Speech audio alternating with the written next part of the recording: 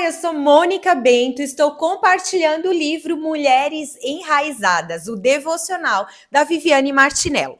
Aqui no dia 22, nós vamos falar sobre o custo do cuidado é sempre menor que o custo do reparo.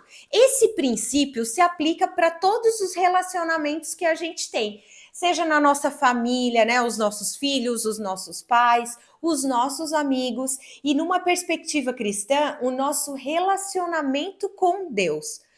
Quanto mais negligente formos em relação à comunhão íntima com o Senhor, aquele devocional diário, a oração, se a gente negligenciar esses aspectos diários, básicos do relacionamento com Deus, vai custar mais caro lá na frente. Sabe aquele ditado? É melhor prevenir do que remediar? Isso funciona também para o nosso relacionamento com Deus, porque o custo do reparo pode custar alto demais.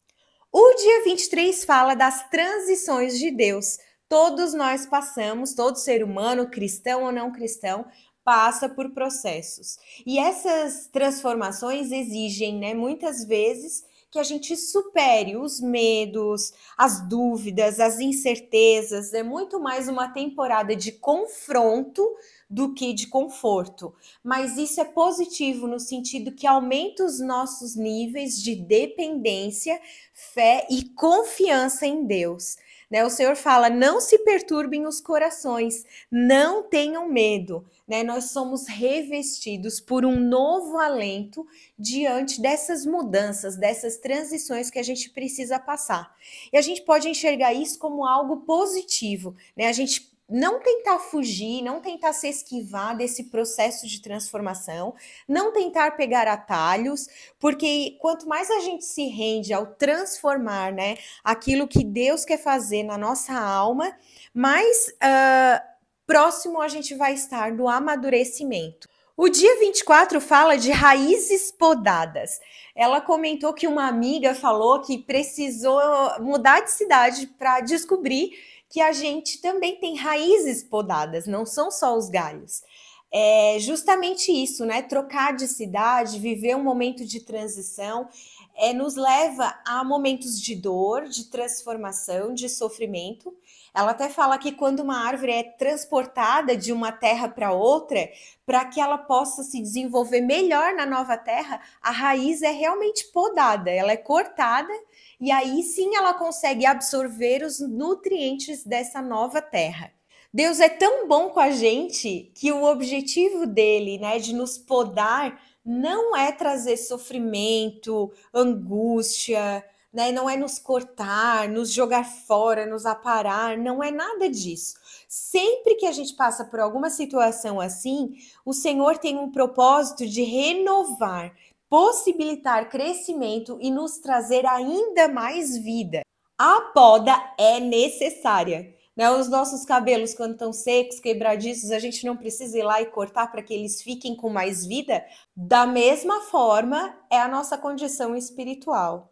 Então, submeta-se ao agricultor e permita que as suas raízes sejam podadas por ele. O dia 25, o processo de cura. Ela fala aqui que a paralisia se estabelece quando há feridas não tratadas. Essas feridas podem ter origem em decisões erradas que nós tomamos. A gente sabe que o Senhor nos perdoa, mas as consequências das nossas atitudes, muitas vezes o Senhor não tira.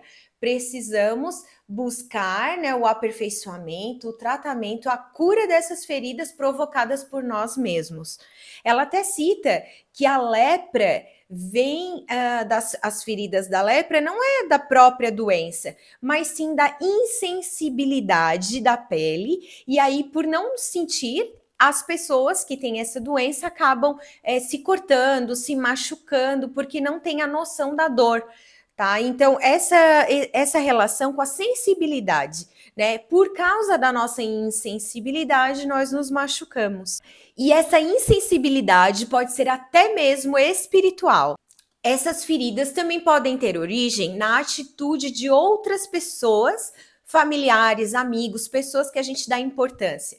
pode ser de atitudes erradas que essas pessoas tiveram conosco, ou até mesmo a ausência de atitudes, né? Tínhamos expectativas de que as coisas fossem feitas e não foram. E aí ficam feridas, feridas que precisam de cura. E da última forma aqui, as circunstâncias podem nos causar feridas, coisas que não estão sob o nosso controle, como a questão ambiental, pandemia, até mesmo luto, doenças, coisas que infelizmente estão a risco de acontecer e que a gente não tem como evitar. Isso provoca feridas. A boa notícia, né, que o Senhor fala: neste mundo terão aflições, mas tenham bom ânimo. Eu venci o mundo. Né? Existe cura no Senhor para todas as feridas, independente da origem. O dia 26 fala da beleza do processo. Até os dias mais cinza tem beleza. Ela fala que a beleza está em tudo que Deus criou. A nossa rotina, o nosso dia a dia, o amar as coisas simples da vida. Eu mesma acabei de ter uma experiência de viajar, nós fomos para um lugar muito bom, experiências que vão ficar na memória dos nossos filhos, né? A minha, do meu esposo. Mas vou dizer que voltar para casa também foi muito bom. Eu passei a ver a rotina da minha casa e as coisas que eu tenho aqui de uma forma até maior do que eu tinha antes, muito melhor. Né? Sair da rotina me fez dar valor à rotina que eu já tinha.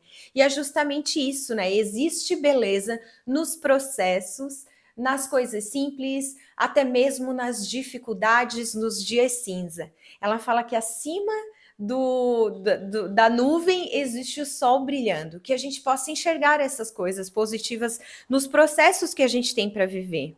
Né? Ela citou aqui o exemplo de Esther, que viveu angústias. Ela era uma adolescente, órfã, não sabia o que seria do seu destino, se afastou ao palácio, né, do seu único familiar, não sabia que as coisas dariam certo. Então foi necessário esse processo depois de embelezamento, 6 meses de mirra, né, e de embelezamento, para que ela pudesse conquistar aquilo de grandioso que o Senhor tinha para dar. Então é justamente essa perspectiva, né, de que apesar das dificuldades, das dores, do processo difícil que a gente precisa experimentar, entender que lá na frente teremos grandes conquistas. Aparando as motivações é o dia 27. Aqui vem a questão da disciplina. Quem disciplina precisa de muito amor, não é uma expressão de agressão, pelo contrário, é uma expressão de amor. Ela até citou a filha dela, que chegou primeiro no banco da frente e quis dizer, né, que aquele lugar era dela porque ela chegou primeiro. E ela corrigiu a filha dizendo que aquele lugar era quem tinha autorização, mas ela não tinha isso ainda por causa da idade. Então não é quem chega primeiro, e sim quem está pronto para ocupar aquele lugar. Por isso a gente precisa olhar as motivações do nosso coração. Muitas conquistas, coisas positivas que a gente busca, precisam ser muito analisadas, muito meditadas para entender qual é a nossa motivação para essa conquista. Se é mérito nosso, se é alguma necessidade de ser visto, de ser enaltecido, de ser valorizado, ou se realmente é um propósito de Deus, é realmente uma vontade do Senhor de executar um plano através de nós. E a poda das nossas motivações, ela acontece quando a gente está num lugar secreto, quando a gente permite que Deus faça essa transformação na nossa mente e no nosso coração, que a gente dê abertura ao Senhor para Ele fazer aquilo que é preciso ser feito e a gente tenha realmente intenções submetidas à vontade dele. O dia 28 não é sobre chegar primeiro. É aqui que ela conta o exemplo da filha que quis sentar no banco da frente. E aí, trazendo versículos, tem a situação de Lucas, né? Quando o Senhor fala: ai de vocês, fariseus, porque amam os lugares de honra nas sinagogas e as saudações em público. Tem também a situação da mãe de Tiago e João, que pede para que seus filhos se assentem à direita e à esquerda de Jesus. E ele dá a resposta: vocês não sabem o que estão pedindo. Assentar-se à minha direita ou à esquerda não cabe a mim conceder, mas esse é o lugar que o Pai preparou. ela fala para a gente não se afobar em ocupar os primeiros lugares, também tomar muito cuidado para não interceder ou advogar por alguém, né, que primeiramente precisa de uma transformação. Ela até usou o exemplo aqui do filho pródigo. Se ele tivesse recebido uma cesta básica de alguém, talvez ele não precisaria voltar à casa do pai e viver tudo que ele tinha para viver, né? Então a escassez muitas vezes é necessária para que a gente ocupe o chamado de Deus e que a gente se direcione até o lugar certo. Né? Mulher, espere o convite do Pai, a sua hora vai chegar. E quando Ele a convidar para esse lugar de honra, não existe em ocupá-lo, não hesite em ocupá-lo, pois então será todo seu. Amém.